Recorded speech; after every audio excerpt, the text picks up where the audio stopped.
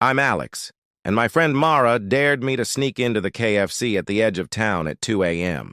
What we thought would be a simple thrill turned into a nightmare that still haunts me every time I smell fried chicken. By the time I realized we weren't alone, the restaurant had already begun, watching us. I had always been a night owl, but tonight my restlessness felt heavier than usual. The clock on my dashboard read 2:30 a.m., and the streets were empty, the kind of silence that made even the hum of my car engine sound intrusive. My stomach growled insistently, craving something greasy, salty, familiar. That's when I spotted the neon red glow in the distance, flickering unevenly as if it were gasping for life. A KFC. I hadn't planned on eating fast food at this hour, but the light seemed almost desperate, calling me over. The parking lot was nearly empty, save for one car in the far corner that looked abandoned. The asphalt was cracked, weeds pushing through the gaps, and a single lamp flickered overhead, casting long, distorted shadows across the pavement. I parked underneath it, the uneven light making the world feel slightly off balance. Even as I stepped out, a strange metallic tang hung in the air, faint but unmistakable. My mind dismissed it, but a flicker of unease crawled up my spine. The doors slid open with a squeal that sounded louder than it should have. Inside, the place smelled faintly of fried chicken, but the usual warmth of a busy restaurant was absent. The lights overhead flickered intermittently, revealing spotless floors and empty tables. There was no music, no hum of refrigerators, no muffled voices, just me. The echo of my footsteps on the linoleum was almost deafening, each step announcing my presence to the emptiness around me. I moved cautiously toward the counter, expecting at least a bored night shift worker, but there was no one at all. The registers sat silently, blinking in readiness, but untouched. A chill ran down my back as I scanned the dining area. Chairs were neatly tucked under tables, yet something felt off. The booth cushions along the far wall were torn, stuffing spilling onto the floor in patterns that didn't seem random. I knelt down to examine it closer, the smell stronger now, greasy, yes, but with a faint coppery undertone that made my stomach churn. My curiosity, tinged with fear, drew me further inside. Near the back of the restaurant, the kitchen doors were partially ajar, a dim light flickering within. I approached slowly, my heart beat loud in my ears. The floor in front of the doors was smeared with a dark substance, glistening in the uneven light. My stomach tightened as I realized it didn't look like anything edible. Something about it felt wrong. I forced myself to step over it, telling myself I was imagining things, that it was just old grease or sauce. But then I saw the reflection in the window near the corner booth. At first, I thought it was my own reflection, distorted by the cracked glass. But the shadow I saw moved independently. It slithered along the edge of the room, stretching and shrinking in unnatural ways, never quite human. My chest tightened as I turned fully, scanning the room. There was nothing. But the shadow remained in the glass, tilting its head, watching me. I felt my pulse quicken. Something about the way it lingered, patient and deliberate, made my skin crawl. My instincts screamed at me to leave, yet my legs felt rooted to the floor. I wanted to call out, to demand someone explain what I was seeing. But my voice stuck, choked by an invisible weight. My eyes darted to the kitchen doors, thinking maybe I could find help, or at least another exit. But the doors, slightly ajar a moment ago, now seemed to close themselves gradually, as if the building itself were breathing. I forced myself to move, stepping toward a booth at the back, my hands shaking. The booth cushions were worse than I initially thought, claw marks, tears, deep gouges, as if something had tried to pull itself free from inside. My stomach turned. I wanted to run, but my curiosity anchored me. My fingers brushed over the torn fabric, and a wet stickiness coated my hands. I wiped them nervously on my jeans, trying to convince myself it was just grease, just a prank. But the coppery scent was unmistakable now, stronger, almost suffocating. I glanced around once more, heart hammering. The place was still empty. The air felt heavier, thicker, as if I were breathing in liquid. And then, just for a fraction of a second, movement caught my eye again. The shadow in the window had shifted closer, darker, more defined. It wasn't a reflection anymore. It had shape, form, presence. A cold dread wrapped around my chest. Something was here. Something had been waiting. Something was watching. I tried to calm myself, telling myself it was just a trick of the light, my imagination running wild in the empty restaurant. But the feeling of being watched didn't fade. It grew heavier, like a weight pressing down on my chest.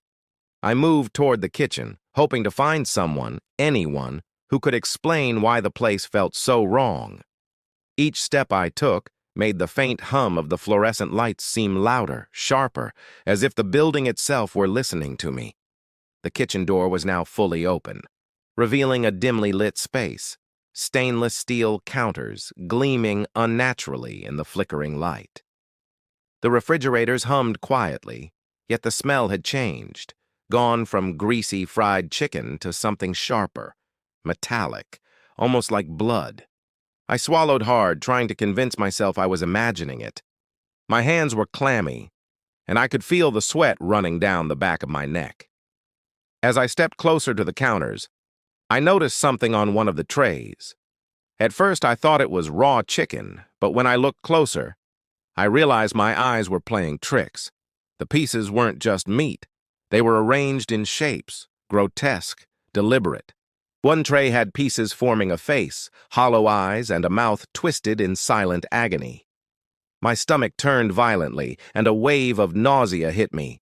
I stumbled back, nearly knocking over a stack of trays. Then I heard it. A soft, wet sound, like something dragging itself across the linoleum floor. My heart jumped, and I froze, straining to listen. The sound came again, slower this time, deliberate, measured. My mind raced, imagining all the impossible things it could be. I forced myself to turn slowly. In the dim light, I saw it. At first, I thought it was a shadow, but it moved too fluidly, too deliberately to be mere darkness. It had pale, slick skin that reflected the harsh light like oil, elongated limbs bending at impossible angles. Its hands, if they could be called hands, dragged along the floor, claws scraping the tiles. I couldn't move. My body locked in fear. My mind screamed at me to run, but my legs refused. It didn't attack immediately. It simply watched me, tilting its head unnaturally, studying me, and I felt the coldest, most invasive awareness in my life. It knew me. It knew how I moved, how I thought, and that knowledge sent shivers down my spine. The metallic smell grew stronger, now pungent, almost suffocating. I gagged, stepping back, only to realize the floor beneath me felt sticky. Looking down, my eyes widened in terror. Bloody footprints were forming behind me. My footprints, except I hadn't stepped in blood. The creature's presence filled the kitchen, a suffocating awareness that made my thoughts scatter. I backed into a corner, trying to make myself small, hoping it wouldn't notice. But then I realized something even worse. The refrigerators were humming differently, vibrating faintly, and through the thin metal, I could hear faint whimpering, low moans, almost human. My stomach twisted. My hands shook violently. I wanted to cover my ears, but I couldn't move fast enough. Then I heard a voice. Not words, not language I could recognize, but a rasping, wet sound that seemed to come from everywhere and nowhere. It sounded like oil boiling over fire, bubbling and gurgling, and yet unmistakably, impossibly human. It whispered my name. I couldn't understand why, but the familiarity of it made my skin crawl. Desperation overtook fear. I spun and ran toward the storage room at the back, hoping for another exit. My shoes squeaked against the wet tiles, and the smell of copper grew so strong it made my eyes water. I could hear the creature behind me, moving silently now, as if it had no need to run. I reached the door and flung it open, my chest heaving, hoping to find a way out. Inside, boxes were stacked high, labeled, "Fresh chicken do not open," but something about them seemed wrong. They moved, slightly, imperceptibly at first, then more obviously. My heart nearly stopped. I edged closer and lifted the top box. My stomach dropped, bile rising. Inside were faces, human faces, pressed into the cardboard as if trapped while still alive. Eyes wide in terror, mouths frozen in silent screams. I slammed the box shut, backing away in horror. The creature was there instantly, appearing from the shadows without a sound. Its pale, slick skin glistened, and I realized the smell. It was coming from it. The same rotting oil and metallic stench I'd smelled all along. It crouched next to the boxes, examining them as if selecting something delicate. Then its head tilted toward me, and I understood fully for the first time that it was intelligent, aware, and hunting. I had to get out. My legs carried me toward the back wall, but something inside twisted the space. Doors appeared where walls had been. Counters multiplied, trapping me in a maze. Panic surged as I realized the restaurant itself was alive, feeding on my terror. The creature advanced, slow, patient, its eyes glinting with a wet, predatory light. I ran. I screamed, but no sound emerged, and somewhere behind me, the wet, rasping whisper came again, calling my name. I stumbled through the maze of counters and stacked boxes, my lungs burning with every desperate gasp. The space seemed to twist and stretch unnaturally, as though the restaurant itself was alive, reshaping to trap me. My mind screamed for an exit, but every direction I turned led me deeper into the labyrinth of stainless steel and flickering lights. The smell of grease and blood was suffocating now, clinging to my clothes and hair, mixing with the metallic tang that made my stomach churn. I ducked behind a large freezer, pressing my back against the cold metal, trying to slow my ragged breathing. The movement of the creature behind me was almost imperceptible, but I could sense it. It didn't hurry. It didn't need to. Its presence filled the space, a living shadow that bent the light around it. I could hear the faint scuttle of its limbs against the floor, a wet, sticky sound that made my skin crawl. In the dim glow, I noticed the boxes stacked along the wall. They were labeled the same as before: fresh chicken, do not open. But now the movement was unmistakable. Faces pressed against the cardboard, their eyes wide, mouths frozen in terror. I could see them twitch, shifting slightly as if they were alive. My hands shook violently, and I had to fight the urge to vomit. I wanted to turn away, to close my eyes, but some sick curiosity rooted me in place. I edged closer to one of the lower boxes, needing to see more, needing to understand the horror in front of me. I lifted the flap slowly, heart hammering, and the smell hit me immediately, coppery, metallic, warm. Inside was a face, pressed against the cardboard, skin pale and clammy. Eyes stared up at me, wide with panic, and for a fraction of a second, I thought it recognized me. The mouth opened slightly, making a faint, gurgling sound, and I slammed the box shut. My chest heaved. I couldn't process it, couldn't comprehend how this was happening. Then I felt it before I saw it. The creature was there, closer than ever, crouched behind another stack of boxes. Its head tilted unnaturally, observing me like a scientist examining a specimen. Its limbs were slick and elongated, skin glistening like oil, and I realized with horror that the smell, the rot, the grease, the metallic tang was coming from it. It had been feeding, or maybe it had always been this way, waiting for someone to stumble into its trap. I forced myself to move, creeping along the wall, searching for anything that could be an exit. My hands brushed against a mop bucket, and I stumbled back in fright. The sound made it turn toward me, and its head cocked, unnatural, a grin spreading across its face. I didn't even know it had teeth until it opened its mouth fully, jagged and glistening. My stomach flipped, and I backed away, crashing into another stack of boxes. One fell over with a crash, and my heart sank as I realized the movement inside the boxes was increasing.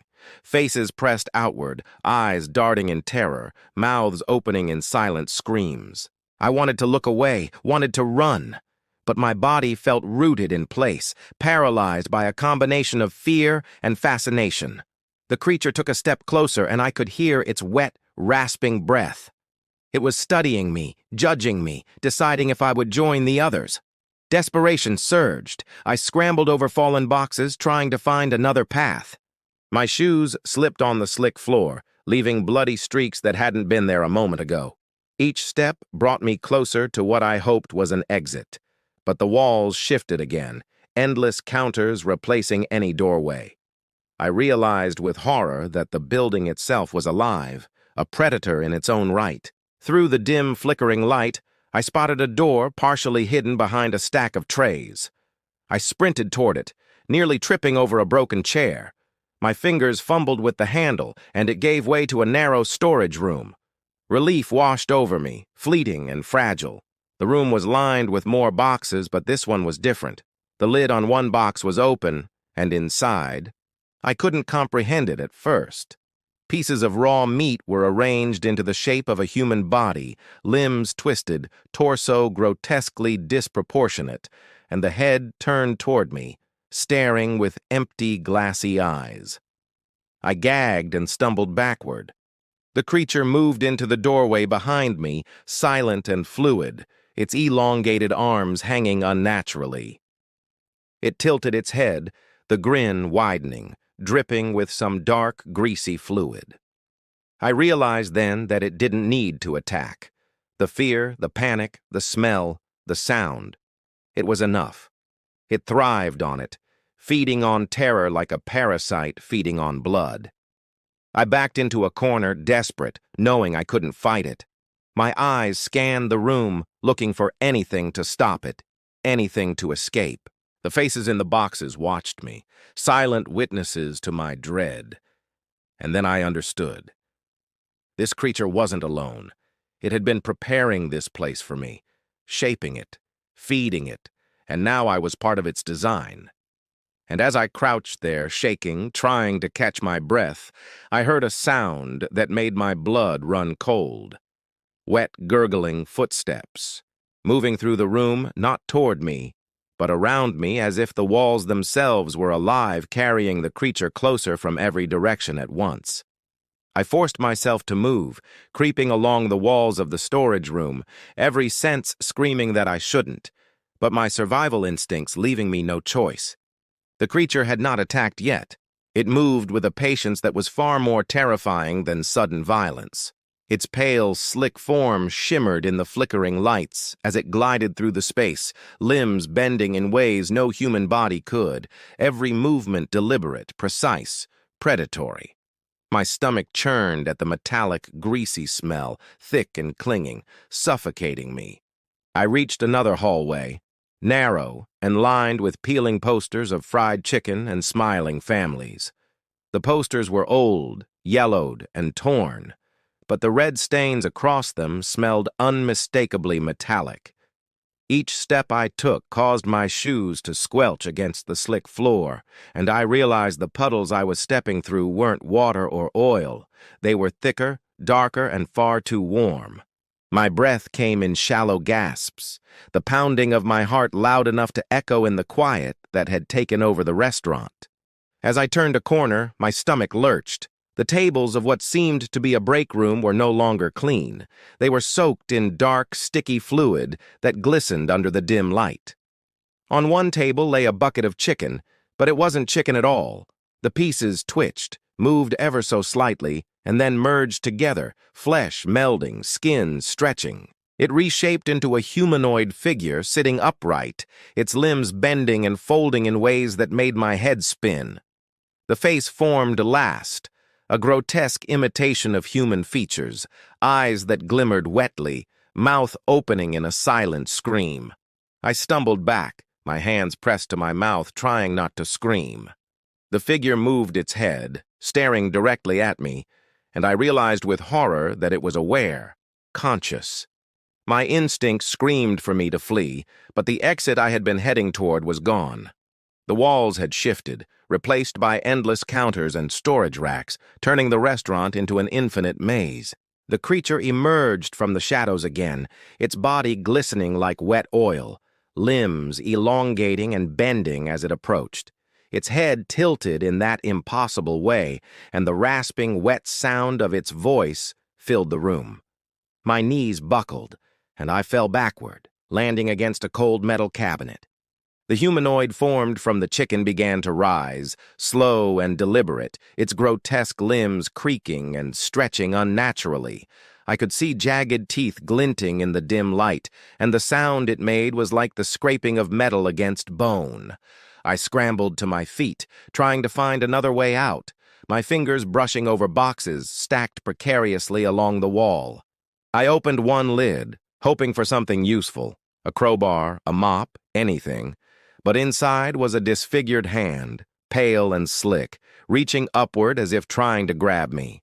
I slammed the box shut and stumbled backward, nearly colliding with the humanoid figure now fully standing, its grotesque form looming over the table. Its body shifted unnaturally, pieces of chicken and flesh melding together like some living, breathing sculpture of terror. I ran blindly down the hallway, my heart hammering, my stomach twisting. The creature followed, gliding silently, always just behind, and I could feel its awareness, the invasive sense of being hunted. I could hear the soft scuttling of its elongated limbs on the floor, the wet rasp of its breathing growing louder. The air had grown heavy, thick with the coppery scent, and my vision blurred as panic set in. Turning another corner, I found a door partially hidden behind a stack of trays. Relief washed over me. I had a chance. I flung it open and stumbled into what appeared to be another storage area, but the room was alive with movement. The boxes along the walls were shifting, faces pressing outward, mouths opening in silent screams. Some boxes fell over, spilling their grotesque contents onto the floor, limbs and heads twitching and writhing like marionettes. My stomach lurched, bile rising in my throat, but I forced myself to keep moving. Then I saw it. A shadow moving across the ceiling, elongated and twisting. It dropped suddenly, and I realized the creature wasn't alone. There were more, perhaps countless more, all of them hidden in the shadows, watching, waiting. My chest tightened, and I knew there was no escape. The restaurant had become a living trap, a predator, and I was at its mercy. I backed into a corner, gasping, eyes darting around, and that when I noticed the worst detail. The humanoid figure that had risen from the chicken was smiling.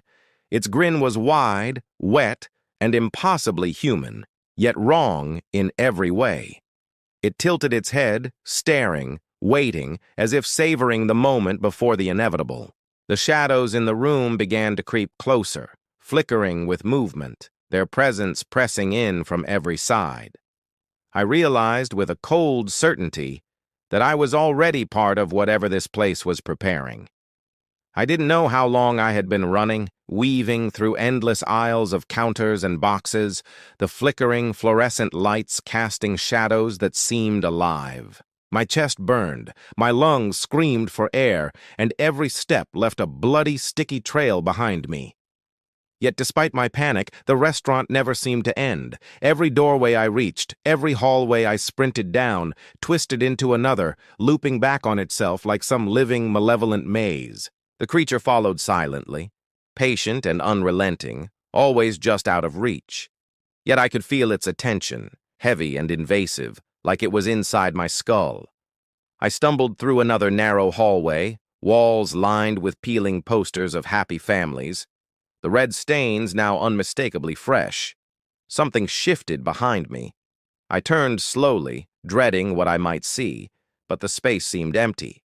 Yet the air was alive with movement. The soft scuttle of wet limbs, the rasping breath that had haunted me through the night, it was everywhere. The restaurant wasn't just alive, it was conscious, and it was shaping itself around me, feeding off my terror, twisting the reality inside its walls. Desperation gave me a sudden, reckless burst of energy. I flung open a door I hadn't noticed before, and for a moment, relief almost drowned out the fear. Outside, it was daytime.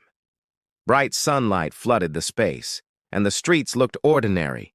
Normal cars driving by, pedestrians walking, a gentle breeze moving the leaves. My knees buckled, and I sank to the ground, tears of relief stinging my eyes. I had escaped. The nightmare was over. I looked back at the building. The KFC sign stood proudly, white and inviting, no flicker, no red glow. The doors slid open smoothly as if expecting me. The smell of fried chicken drifted faintly on the air, familiar and comforting. My legs shook, but I forced myself to stand, telling myself it had all been a hallucination, some fevered nightmare brought on by hunger and exhaustion. I stepped inside. The restaurant was pristine, tables were clean, counters polished, and the bright lights made everything look perfectly normal. There was a cashier at the front, smiling warmly, uniform, spotless. No shadows, no boxes, no grotesque faces pressed into cardboard, no creature watching. Relief washed over me like a tidal wave. Maybe I had imagined everything. I reached for a bucket of chicken. The cashier handed it to me with a cheery nod.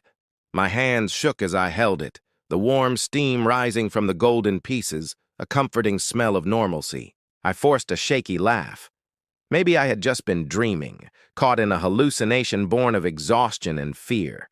I looked down into the bucket, and the laughter died in my throat. It wasn't chicken.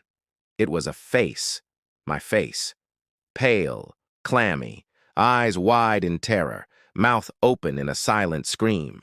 The skin looked wet, shiny, glistening as if it had just been removed from a body.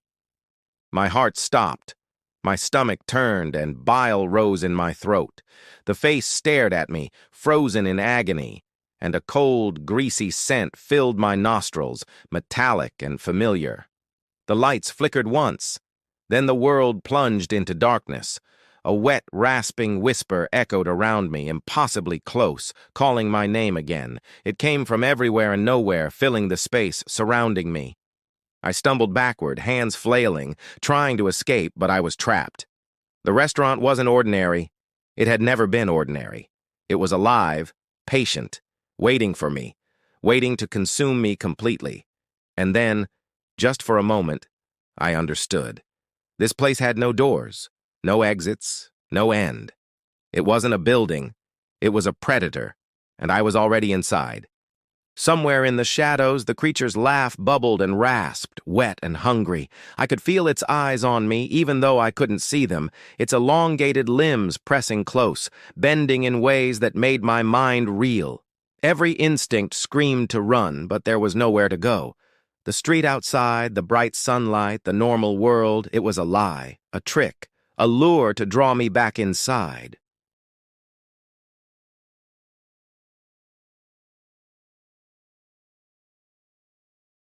But sometimes, late at night, when the air is thick and silent, I swear I can smell it again. The greasy, metallic tang of oil and blood. And when I pass a KFC, even in the daytime, I feel it watching me. Patient. Waiting. I don't know if I escaped. I don't know if I ever will.